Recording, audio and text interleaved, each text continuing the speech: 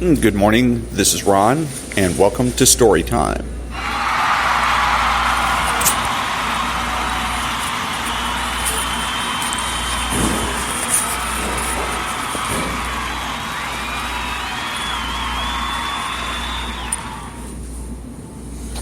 And good morning. I am recording this on location at Lovebird's Cafe and Bakery on Colorado Boulevard in Pasadena, California. It is Thursday, May, let's see what it would be, 23rd. And 6:21 a.m. And reading from a book called The Virtue of Selfishness by Ayn Rand. And this is the last chapter and the best chapter as far as I'm concerned. Chapter 19, The Argument from Intimidation. There's a certain type of argument which, in fact, is not an argument, but a means of forestalling debate and extorting an opponent's agreement with one's undiscussed notions. It is a method of bypassing logic by means of psychological pressure. Since it is particularly prevalent in today's culture and is going to grow more so in the next few months, one would do well to learn to identify it and be on guard against it. This method bears a certain resemblance to the fallacy ad hominem, which comes from the same psychological root, but is different in essential meaning. The ad hominem fallacy consists of attempting to refute an argument by impeaching the character of its opponent. Example, candidate X is immoral, therefore his argument is false. But the psychological pressure method consists of threatening to impeach an opponent's character by means of his argument, thus impeaching the argument without debate. Example, only the immoral can fail to see that candidate X's argument is false. In the first case, candidate X's immorality, real or invented, is offered as proof of the falsehood of his argument. In the second case, the falsehood of his argument is asserted arbitrarily and offered as proof of his immorality. In today's epistemological jungle, the second method is used more frequently than any other type of irrational argument. It should be classified as a logical fallacy and may be designated as the argument from intimidation. The essential characteristic of the argument from intimidation is its appeal to moral self-doubt and its reliance on the fear, guilt, or ignorance of the victim. It is used in the form of an ultimatum demanding that the victim renounce a given idea without discussion under threat of being considered morally unworthy. The pattern is always, only those who are evil, dishonest, heartless, insensitive, ignorant, etc., can hold such an idea. The classic example of the argument from intimidation is the story, The Emperor's New Clothes. In that story, some charlatans sell non-existent garments to the emperor by asserting that the garment's unusual beauty makes them invisible to those who are morally depraved at heart. Observe the psychological factors required to make this work. The charlatans rely on the emperor's self-doubt. The emperor does not question their assertion nor their moral authority. He surrenders at once, claiming that he does see the garments, thus denying the evidence of his own eyes and invalidating his own consciousness, rather than face a threat to his precarious self-esteem. His distance from reality may be gauged by the fact that he prefers to walk naked down the street, displaying his non-existent garments to the people, rather than risk incurring the moral condemnation of two scoundrels. The people, prompted by the same psychological panic, try to surpass one another in loud exclamations on the splendor of his clothes until a child cries out that the emperor is naked. This is the exact pattern of the working of the argument from intimidation, as it is being worked all around us today. We've all heard it, and we're hearing it constantly. Only those who lack finer instincts can fail to accept the morality of altruism. Only the ignorant can fail to know that reason has been invalidated. Only black-hearted reactionaries can advocate capitalism. Only warmongers can oppose the United Nations. Only the lunatic fringe can still believe in freedom. Only cowards can fail to see that life is a sewer. Only the superficial can seek beauty, happiness, achievement, values, or heroes. As an example of an entire field of activity based on nothing but the argument from intimidation, I give you modern art, where, in order to prove that they do possess the special insight possessed only by the mystic elite, the populace are trying to surpass one another in loud exclamations on the splendor of some bare but smudged piece of canvas. The argument from intimidation dominates today's discussions in two forms, in public speeches and print. It flourishes in the form of long, involved, elaborate structures of unintelligible verbiage, which convey nothing clearly except a moral threat. Only the primitive-minded can fail to realize that clarity is oversimplification. But in private, day-to-day experience, it comes up wordlessly, between the lines, in the form of inarticulate sounds conveying unstated implications. It relies not on what is said, but how it is said. Not on content, but on tone of voice. The tone is usually one of scornful or belligerent belligerent disbelief. Surely you are not an advocate of capitalism, are you? And if this does not intimidate the prospective victim, who answers properly, I am, the ensuing dialogue goes something like this. Oh, you couldn't be. Not really. Really. But everybody knows that capitalism is outdated. I don't. Oh, come now. Since I don't know it, will you please tell me the reasons for thinking that capitalism is outdated? Oh, don't be ridiculous. Will you tell me the reasons? Well, really, if you don't know, I couldn't possibly tell you.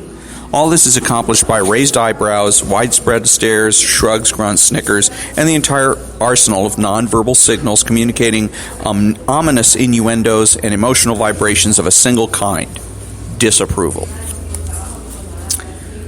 All this is, if those vibrations fail, if such debaters are challenged, one finds that they have no arguments, no evidence, no proof, no reason, no ground to stand on, that their noisy aggressiveness serves to hide a vacuum, that the argument from intimidation is a confession of intellectual impotence.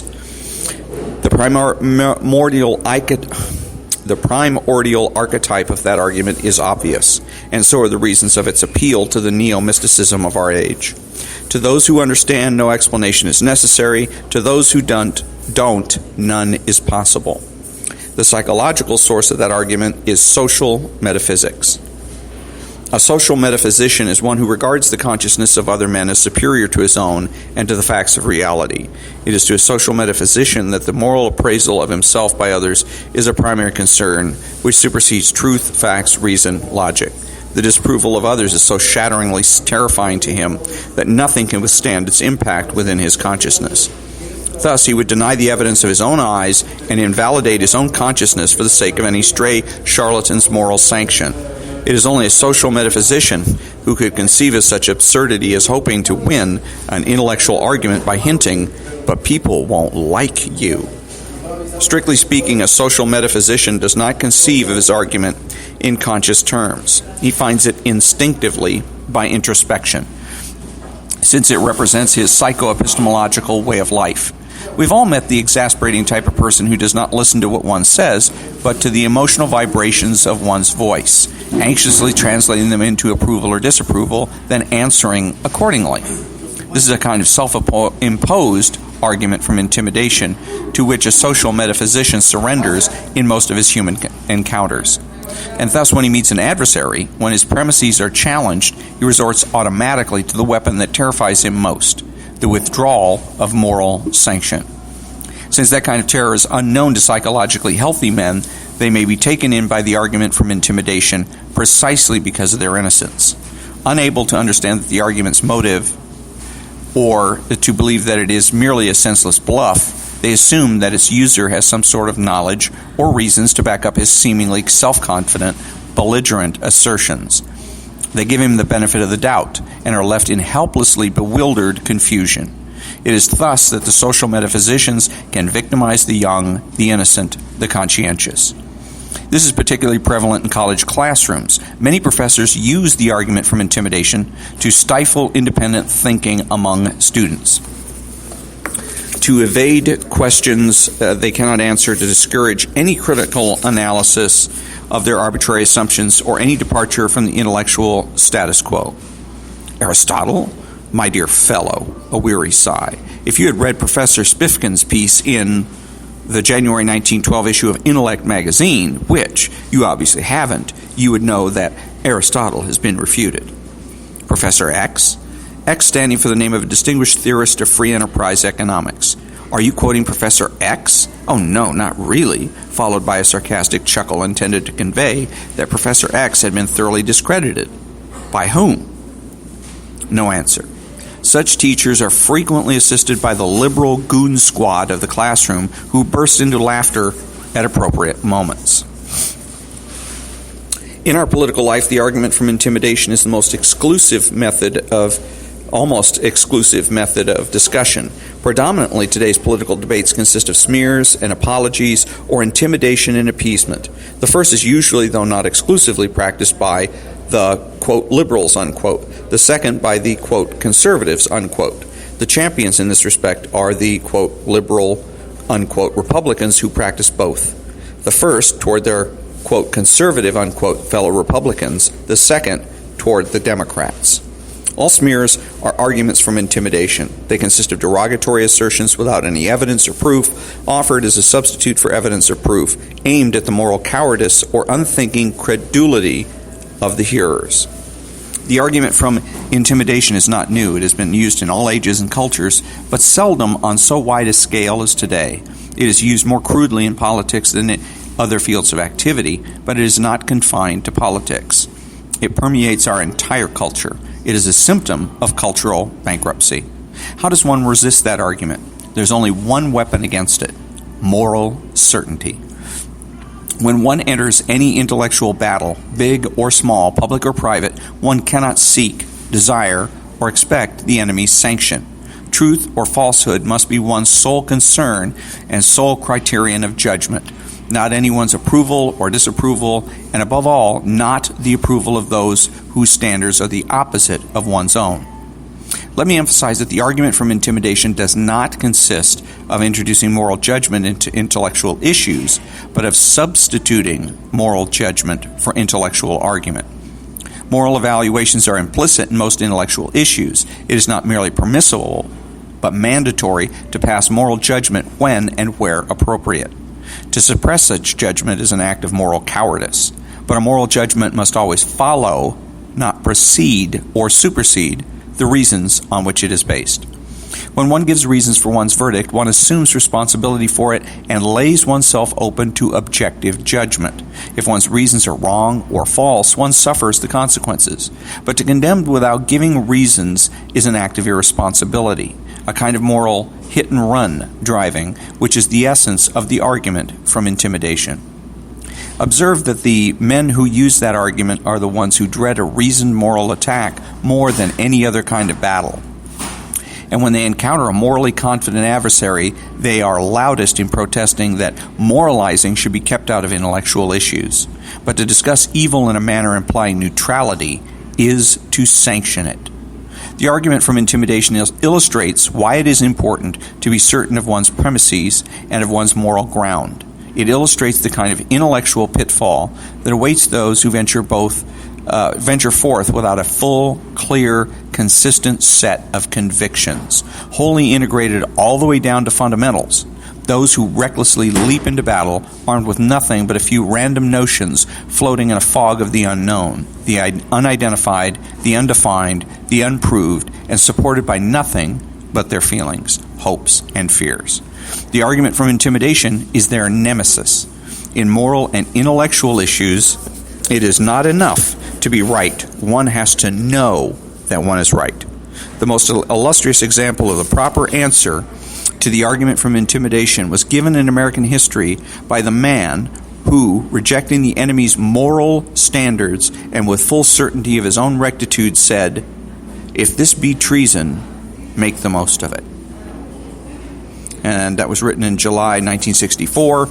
And the back cover of this book reads, "The Virtue of Selfishness." Ayn Rand here sets forth the moral principles of objectivism, the philosophy that holds man's life, the life proper to a rational being, as the standard of moral values, and regards altruism as incompatible with man's nature, with the creative requirements of his survival, and with a free society.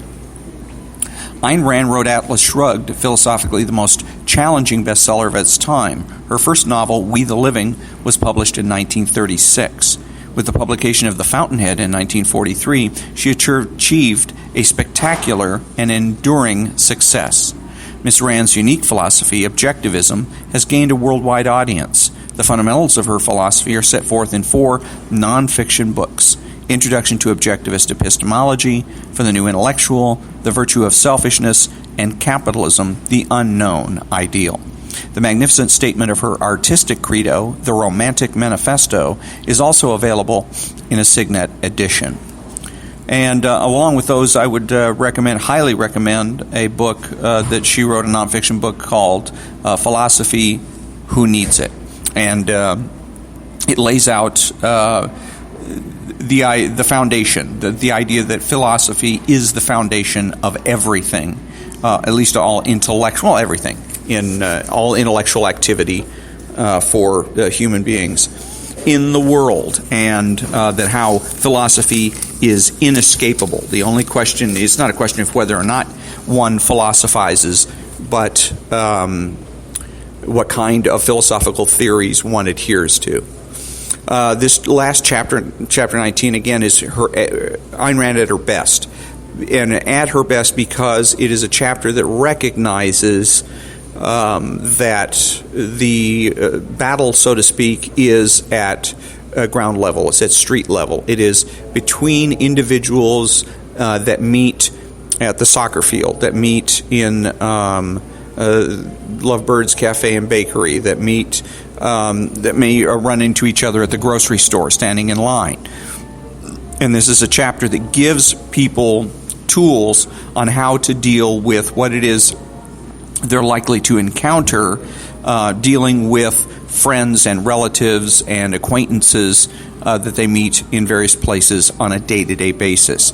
A lot of Ayn Rand's material and too many of the pundits of today, Rush Limbaugh, Sean Hannity, etc., are too much concerned with what's going on in Washington, what's happening to the country as a whole. And very few individuals have any type of effect on what's going on in Washington. If there's a budget situation, if you have somebody that's up for nomination to the Supreme Court, and how that's being handled by the Senate, I have very little influence over that. I have very little effect on that. I can write a letter, I can send an email, I can tweet, but I'm going to be one such communication in a sea of communications. Where I can make the biggest difference, and where any individual can make the biggest difference, is in their day-to-day lives and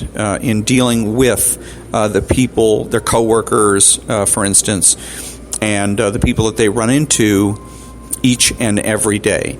It is also with Rush Limbaugh, Sean Hannity, etc., in particular the radio talk show hosts that have asserted, Rush Limbaugh explicitly, that, and incorrectly, that politics shapes our culture. And as Ayn Rand has revealed, it is no such thing. It's the opposite way. Philosophy shapes our culture. Culture shapes our politics. So if you want to change the politics of any given country, you have to do it by shaping the culture. And that can be done by each individual every day.